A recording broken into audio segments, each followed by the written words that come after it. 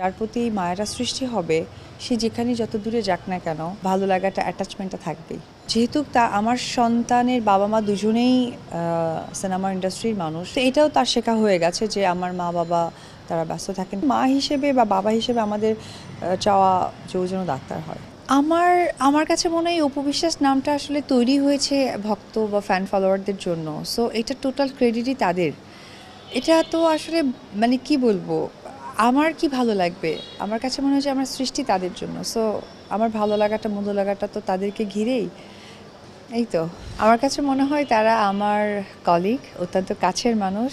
তো আমি তাদেরকে খুব ভালোবাসি, স্নেহ করি। আসলে ভালোবাসার মধ্যেই মনে হয় যে ভালো লাগাটা মানে বেঁচে থাকে, তার জন্য হয়তো বলে। মায়া এমন একটা জিনিস যেটা আসলে আমার কাছে মনে হয় যে যে জীবনই হোক না কেন, সংসার জীবন হোক, সন্তানের সাথে বাবা মার সম্পর্ক হোক, বন্ধুত্বের মধ্যে হোক, পরিবারের যে কোনো মানুষের সাথে হোক, অথবা বাসার যে একজন মেক সার্ভেন্ট আছে তার সাথেও হোক না কেন, সো এই জিনিসটা যার সাথেই থাকবে বা যার প্রতি এই মায়াটা সৃষ্টি হবে সে যেখানে যত দূরে যাক না কেন তার প্রতি খুব একটা মানে চোখ বা ভালো লাগাটা অ্যাটাচমেন্টটা থাকবেই।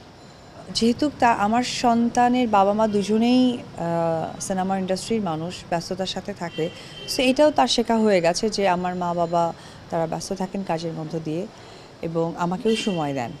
তো এটা আসলে ওইভাবেই তার গড়ে ওঠা, বেড়ে ওঠা।